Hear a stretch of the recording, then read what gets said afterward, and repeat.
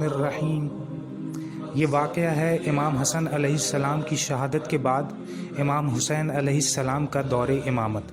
جب امام حسن علیہ السلام کو زہر دے کر شہید کر دیا گیا تو امامت کی ذمہ داری آپ علیہ السلام کے چھوٹے بھائی امام حسین علیہ السلام نے اٹھائی۔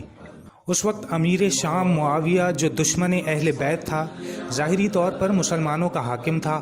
معاویہ کہ جس نے امام حسن علیہ السلام کو زہر دلوایا تھا، اس نے انسانی حقوق کی پامالی کا سلسلہ جاری رکھا، اور معاویہ نے لوگوں کو خوفزدہ کرنے کے لیے کچھ لوگوں کو کرائے پر خرید رکھا تھا جو مختلف مواقعوں پر لوگوں کو خوفزدہ کیا کرتے تھے۔ امام حسین علیہ السلام معاویہ کی طاقت سے بالکل بھی خوفزدہ نہیں ہوئے، اور انہوں نے اپنے خطوط میں کھلے الفاظ میں معاویہ کے اقدامات کی مذمت کی اور اس پر کھل کر تنقید کی اور اسے خدا کے عذاب سے ڈرایا۔ معاویہ نے امام حسن علیہ السلام کے ساتھ جو معاہدہ کیا تھا اس کی خلاف ورزی کرتے ہوئے اپنے بدکار بیٹے یزید کو خلیفہ اور اپنا جانشین نامزد کر دیا۔ یزید جو کہ دین خدا کا مذاق اڑایا کرتا تھا، وہ شراب پیتا تھا اور بندروں سے کھیلتا تھا، وہ ہر قسم کا گناہ کرتا تھا اور دین اسلام کا بالکل بھی احترام نہیں کرتا تھا۔ جلد ہی مدینے میں یزید کے گورنر ولید کو معاویہ کی موت کی اطلاع مل گئی۔ ساتھ ہی یزید نے ولید کو یہ حکم بھی جاری کیا کہ امام حسین علیہ السلام سے یزید کی بیعت حاصل کرے۔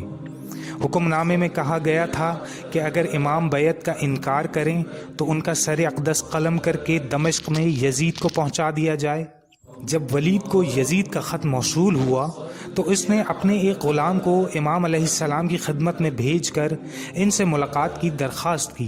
اگلے دن امام حسین علیہ السلام اپنے چند ساتھیوں کے ہمراہ گورنر کے گھر پہنچے اور ولید سے ملاقات کی۔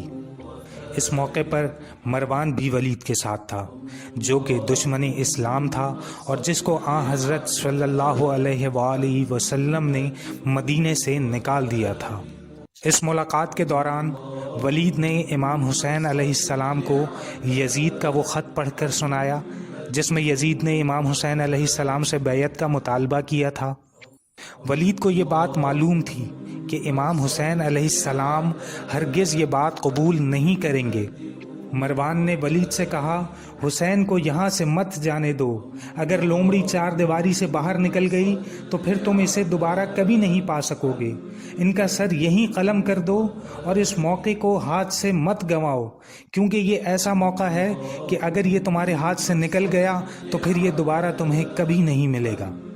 جب امام حسین علیہ السلام نے مروان کے یہ توہین آمیز جملے سنے تو آپ علیہ السلام نے فرمایا، اے دشمن خدا، کیا تم یا ولید میرے سر کو ہاتھ لگاؤ گے؟ امام علیہ السلام نے یزید کی بیعت کرنے سے صاف انکار کر دیا، کیونکہ آپ علیہ السلام جانتے تھے کہ ایسے اقدام سے اسلام اور مسلمان دونوں پامال ہو جائیں گے۔ انہوں نے یزید کے گورنر کو یہ مشہور جواب دیا کہ مجھ جیسا اس جیسے کی ہرگز بیعت نہیں کر سکتا۔ چنانچہ اس واقعے کے بعد امام عالی مقام کی زندگی خطرے میں پڑ گئی اور انتہائی دکھ اور کرب کے عالم میں آپ علیہ السلام نے اپنے نانا کے وطن مدینہ چھوڑنے کا فیصلہ کر لیا۔